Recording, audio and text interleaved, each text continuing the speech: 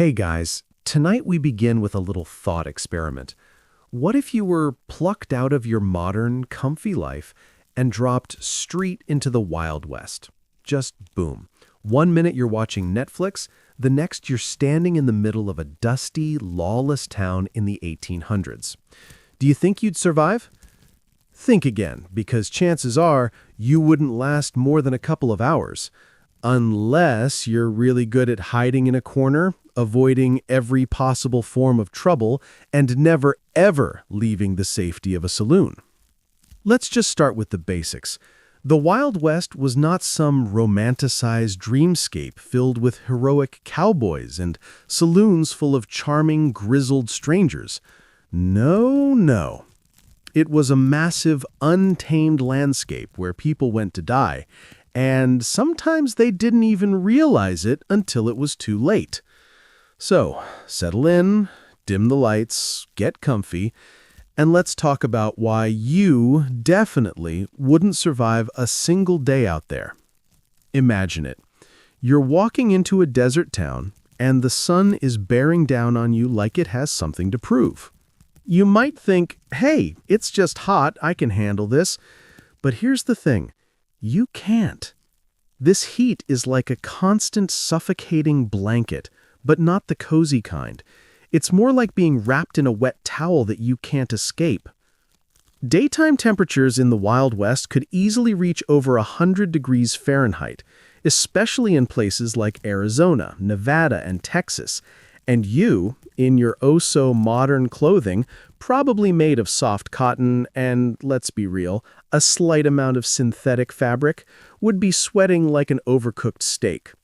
The people who lived there? They had to endure it without the luxury of air conditioning. They'd sweat through their leather clothes and bandanas, hoping to survive long enough to make it back to a barely constructed wooden house. And just to make things worse, nights weren't much better. When the sun finally sets, it's not a cool, gentle breeze that welcomes you. It's a massive drop in temperature. We're talking 40 or even 50-degree shifts in some places. You'd be sweating bullets 1 minute, then shivering like you're in the Arctic the next.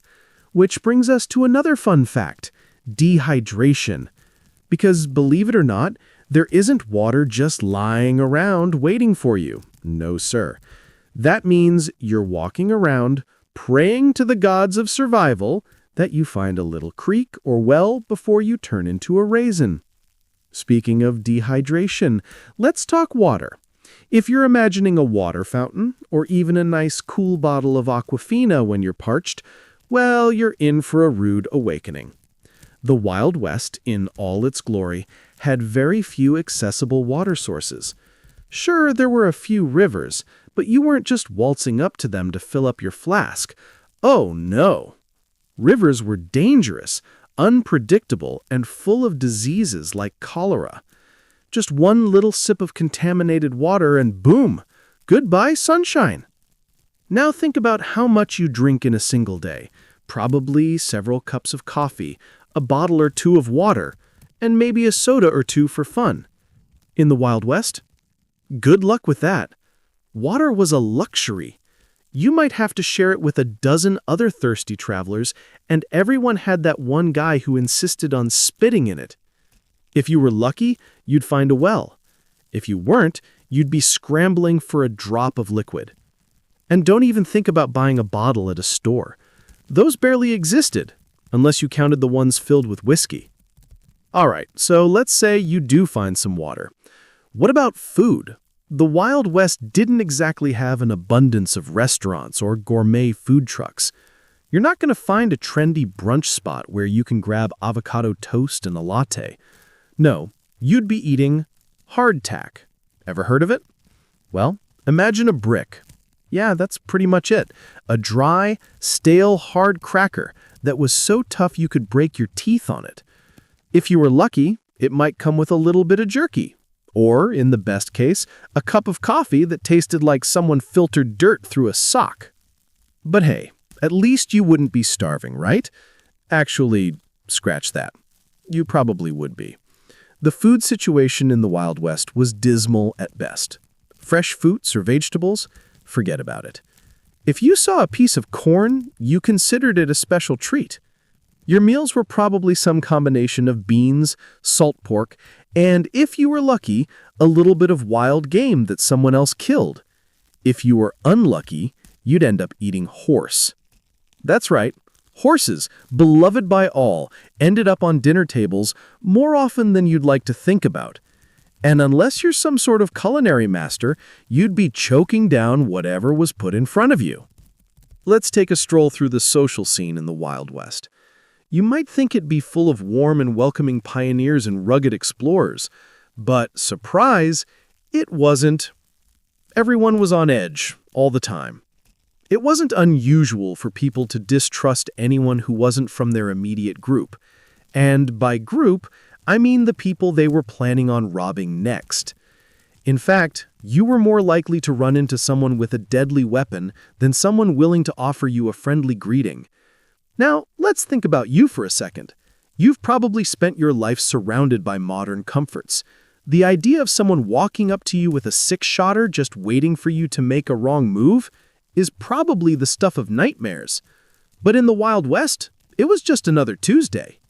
Sure, there were the occasional sheriffs and marshals trying to keep some semblance of order, but they were usually just as corrupt as the people they were chasing down. And let's not forget about the outlaws. They were everywhere. If you managed to make it through the scorching heat, the lack of water, and the severe shortage of edible food, you'd still have to deal with a bunch of angry, trigger-happy people who didn't want you to stick around long enough to make a name for yourself. So, not only are you probably starving and dehydrated, but you've also got the local gangs eyeing you like a potential target for their next robbery. Now, let's wrap up with the cherry on top. Disease. If you thought being thirsty, hungry, and constantly in danger wasn't enough, let me just tell you, disease was a constant companion. In the Wild West, there was no such thing as modern medicine or vaccines. You'd be lucky if someone even knew how to treat a basic cold. If you were feeling a little under the weather, that was it. You'd either tough it out or not. Cholera, dysentery, tuberculosis, these were the silent killers lurking around every corner. A simple cough could turn into a death sentence. You could walk into a town healthy and full of hope and leave in a body bag, all because you drank from a contaminated river. Or worse, because you got caught up in the great pneumonia epidemic of 1878 and didn't even know it until it was too late. So yeah, the Wild West wasn't all gunslingers and cowboy hats. It was more like an endless series of terrible decisions waiting to end in disaster. Sure, you'd be lucky if you didn't end up dehydrated, malnourished, and with a bullet in your leg by noon, but let's be real. You wouldn't make it. And if you did, you'd probably regret it. But hey, if you somehow managed to survive all that, maybe you can grab a drink at the saloon. Though the chances of surviving the evening without getting into a brawl are slim to none. Let's float over to another royal disaster where people with better manners, but worse genetics, did their best to survive a much more sophisticated and equally dangerous world. Now that we've established that surviving the Wild West is essentially impossible, let's shift gears to a completely different brand of danger. Royalty. Because, of course, the best way to cope with harsh environment is to be born into extreme privilege, right? Well, not exactly. If you were born a royal in Europe during the 17th or 18th centuries, you'd find that the finer things in life don't exactly guarantee longevity or mental health. In fact, a lot of those royal lines were about as messed up as a spaghetti noodle in a blender. And by messed up, I mean genetically, mentally, and socially doomed by decades or even centuries of inbreeding. Let's take a tour through some of the more bizarre and tragic lives of European monarchs. You know, the ones who were crowned with royal splendor and then dropped like flies because their family trees were about as healthy as a McDonald's Happy Meal after sitting in the sun for a week. Let's kick this off with the Habsburgs. Yes, the Habsburgs. If there's one royal family that defined the idea of royal inbreeding, it's these guys. They were the European equivalent of that one cousin who insists that all their family members should be close. And by close, I mean genetically close. In fact, they were so keen on keeping things in the family that by the time we get to Charles II of Spain, a real winner, his genetic makeup was so messed up that he couldn't even eat solid food with help. His family tree wasn't a tree at all.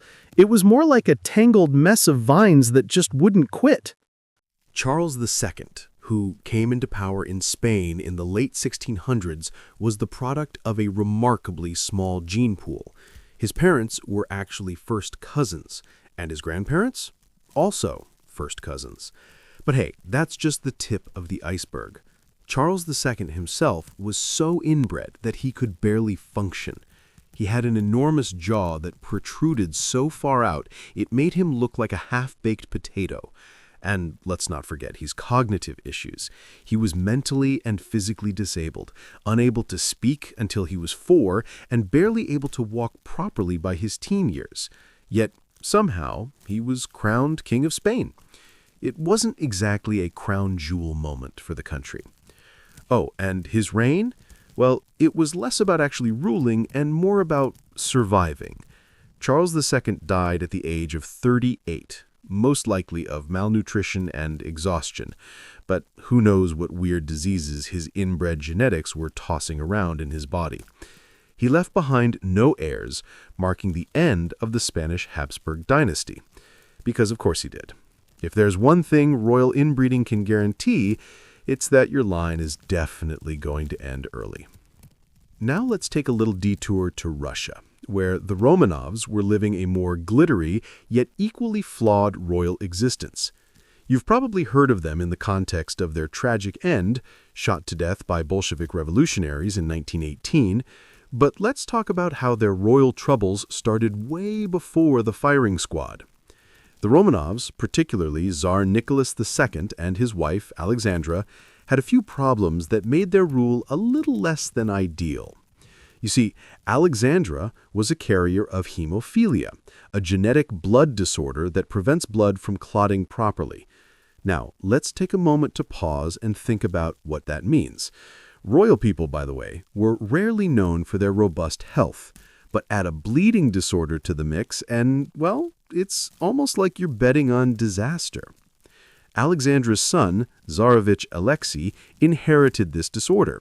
This poor kid couldn't do anything remotely dangerous. If he got a scrape or a bruise, it was game over. Now, I can't even imagine how terrifying that would be, knowing your child could bleed to death just by running around like a normal kid.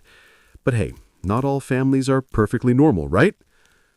To make matters worse, Alexandra turned to a man named Rasputin, an eccentric mystic who looked like he'd been dipped in vodka and left to dry in a Siberian snowstorm.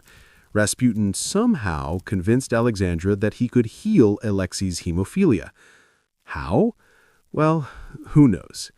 Rasputin was all about the power of touch and faith, and for a time, his bizarre methods seemed to stabilize Alexei's health. But let's not forget that this is the royal family we're talking about. So, naturally, they were quickly sucked into the mysticism and started treating Rasputin like some sort of magical oracle.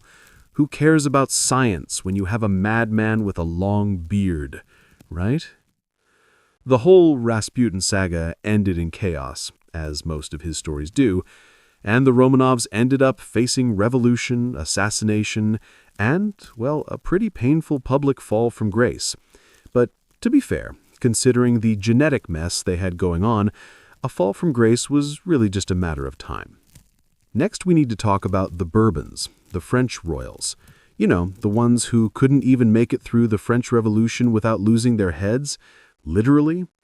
Their downfall was slightly more dramatic than just bad genes, but let's take a look at the family dynamics that led up to the ultimate collapse of the French monarchy. The Bourbon dynasty, much like the Habsburgs, was heavily inbred, so much so that their family tree looked like a tangled mess of bickering branches.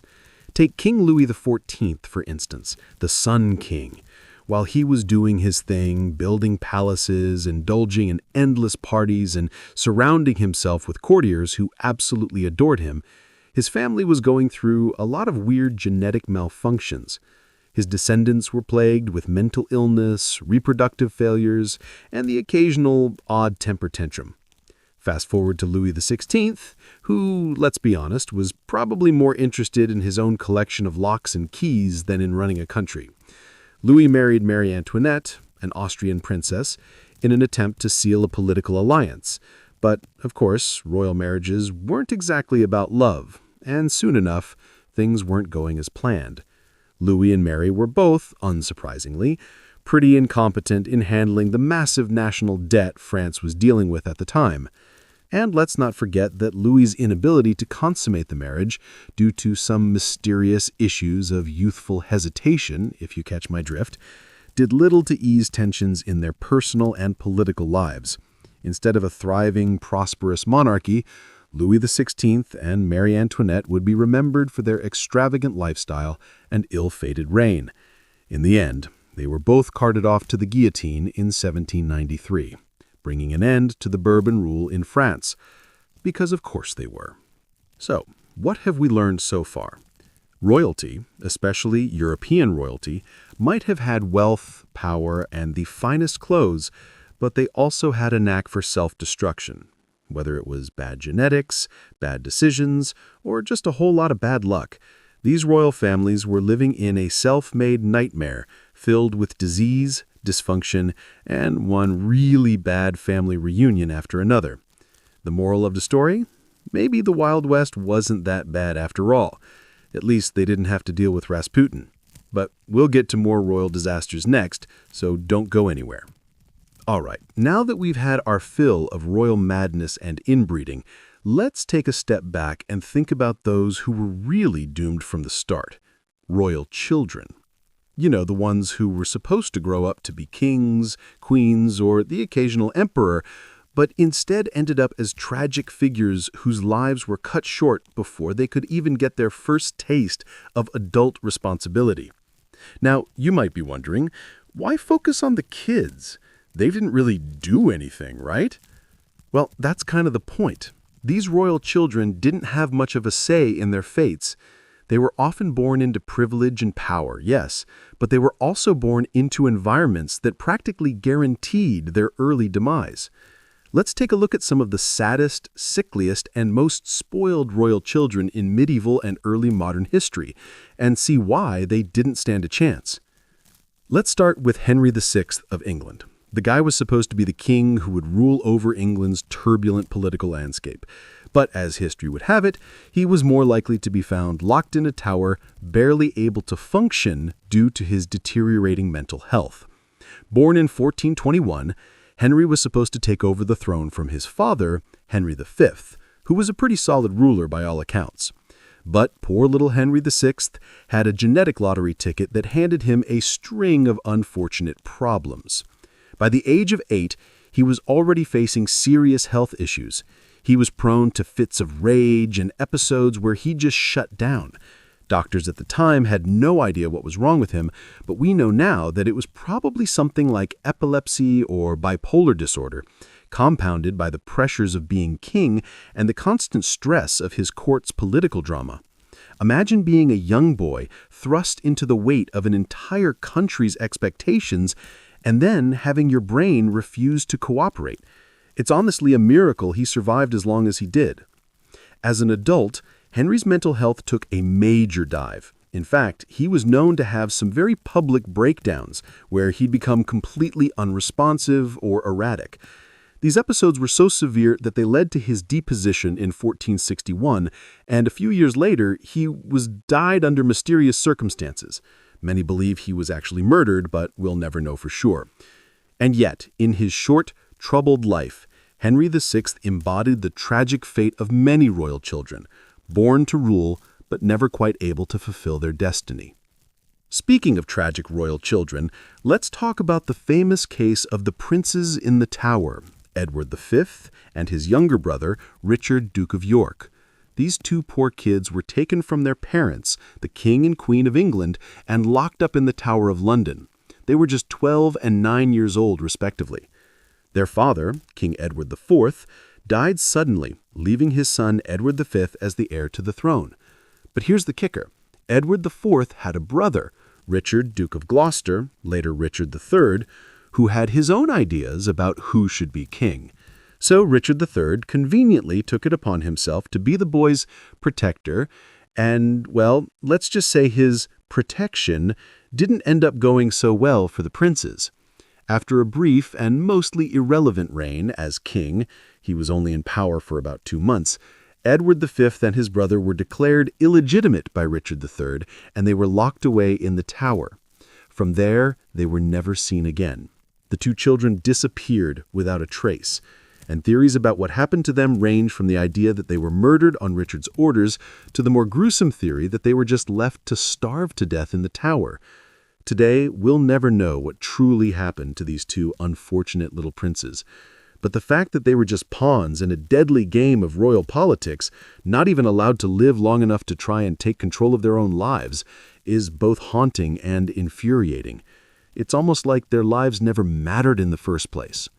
And then we have Queen Victoria's children, who, while not all tragic in the same way, still had their own set of royal problems that would leave anyone else clutching their chest in sympathy. Queen Victoria had 9 children, and as any good monarch would, she made sure they married into every royal family in Europe, for all the political benefits. But don't let the fancy titles fool you. Her kids were far from happy. Take, for instance, her son, Prince Arthur, Duke of Connaught. Arthur was the 3rd son of Queen Victoria and Prince Albert. He was healthy enough, but because he was the 3rd son, he didn't get much of the limelight. He lived his entire life in the shadow of his older brothers, and he was practically forgotten until his death in 1942. Talk about a royal Cinderella story with the most boring ending imaginable. He wasn't the first, he wasn't the last, and he wasn't the one anyone cared about. But Arthur's story is pretty mild compared to that of his older brother, Prince Albert Edward, who would eventually become King Edward VII. While Edward was destined for greatness, his health as a child was a source of constant worry. Edward suffered from a series of illnesses that left him frail and often confined to his bed, much to the concern of his overbearing mother. She would obsess over his health, constantly fearing he would die before he could fulfill his royal duties. Meanwhile, in the background, Queen Victoria's youngest son, Prince Leopold, Duke of Albany, suffered from hemophilia. Yes, that same disease that plagued the Romanovs. He lived a tragically short life, succumbing to a brain hemorrhage at the age of 30. Leopold was one of those poor souls who was clearly born to a life of privilege, but had no real chance of enjoying it. His life was cut short by a genetic disorder he had no control over, and his mother, of course, was devastated by the loss. Finally, we have the infamous Medici family. The Medici weren't royal in the traditional sense. They were wealthy and powerful bankers who managed to marry into royalty and control large parts of Italy. But while they may have been financially blessed, their royal bloodlines didn't fare too well. The Medici children often suffered from health issues and early deaths, likely due to poor genetics, centuries of inbreeding, and some truly questionable medical practices. One of the more tragic figures in the Medici family was Francesco I de' Medici, who became Grand Duke of Tuscany. Francesco wasn't the healthiest individual, and by the time he married, his health was already in decline. He suffered from a range of issues, including what would today be diagnosed as chronic mental illness. His reign was mostly marked by instability, and he died young, leaving his family to pick up the pieces. Another Medici child who didn't exactly have a fair shot at life was Anna Maria Luisa de' Medici. She was the last member of the Medici dynasty to hold power, and she spent much of her life fighting to keep the family legacy alive. In the end, though, her efforts were in vain. She died without any heirs, marking the official end of the Medici rule in Tuscany. The point of all this? While royal children, especially in medieval and early modern Europe, had some of the worst luck you can imagine. Born into power, wealth, and privilege, they still faced the same fate as peasants: disease, poor genetics, and political maneuvering that ultimately destroyed their lives. The tragic irony of being royal is that you are often treated like a pawn in a game you had no say in, with little chance of survival and even less chance of happiness. So, if you ever find yourself feeling down about your life, just remember, you may not have been born into the kind of royalty that comes with castles and crowns, but at least you don't have to deal with the real problems that came with it. The Wild West, with all its dust and danger, was a walk in the park compared to the nightmare of being a sickly, inbred royal child. But hold on, don't go anywhere yet. We've still got more royal disasters to discuss, and trust me, they just keep getting more dysfunctional. All right, it seems like we're on a bit of a roll diving into the messier corners of royal history. We've talked about some of the sickliest and most tragically inbred royal children, but let's not forget about the grown-ups who were also royally messed up. These are the kings and queens who somehow inherited crowns without getting the manual on how to actually rule, or sometimes even how to not mess up their own lives.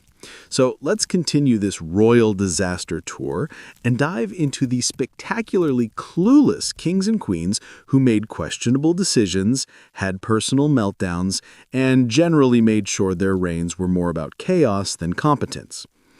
Now, I don't know about you, but I've always had a bit of a soft spot for King George III of Britain. Not because he was a particularly good king, but because his personal life was a whirlwind of problems.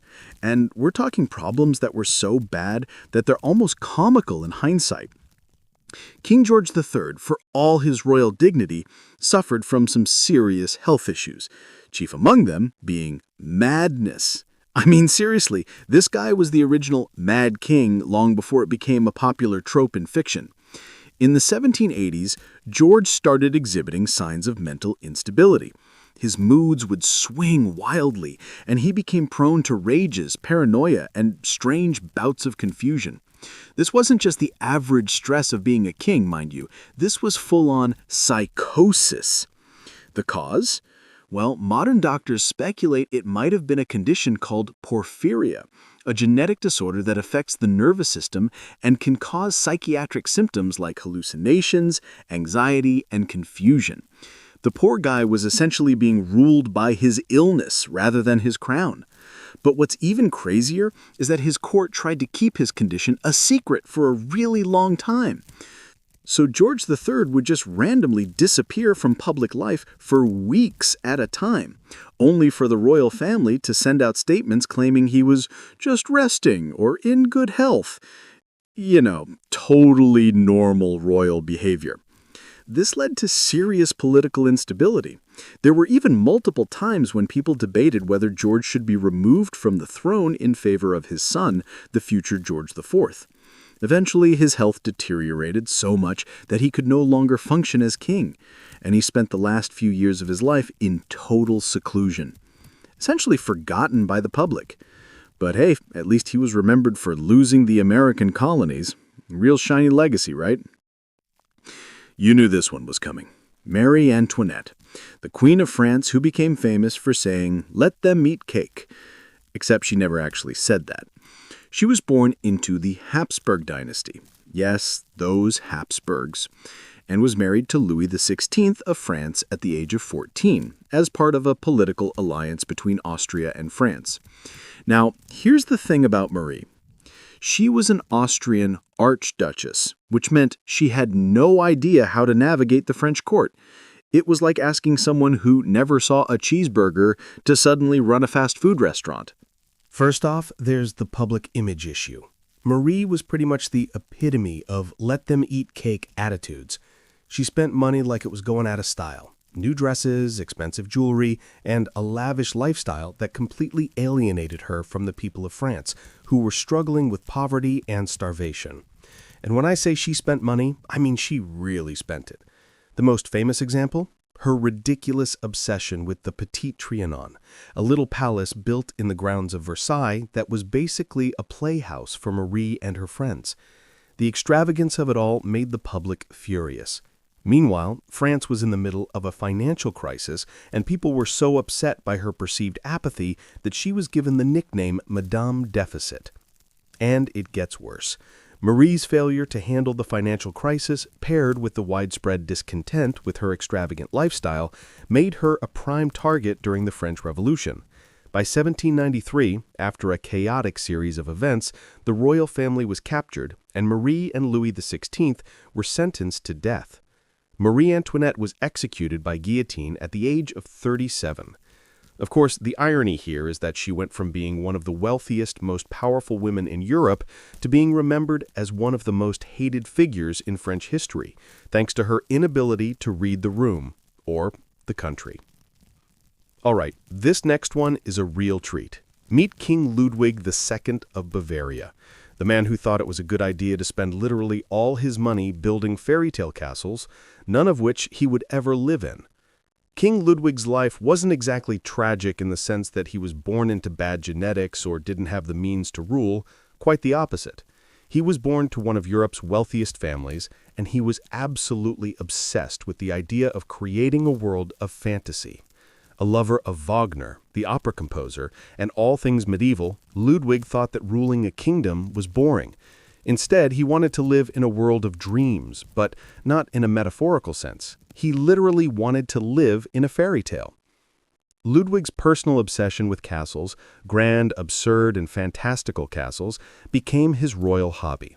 He commissioned the construction of Neuschwanstein Castle, which looks like something straight out of a Disney movie, and actually is the inspiration for the Sleeping Beauty Castle in Disneyland. The problem? This castle cost a fortune, and Ludwig wasn't really in a position to afford it. He drained the Bavarian treasury, borrowing money like there was no tomorrow, all for the sake of creating his own little kingdom of fantasy. But here's the ticker. Ludwig never actually lived in any of his castles, not a single one. They were all works in progress when he died, and he was only in his 40s when he mysteriously drowned in 1886 under highly suspicious circumstances.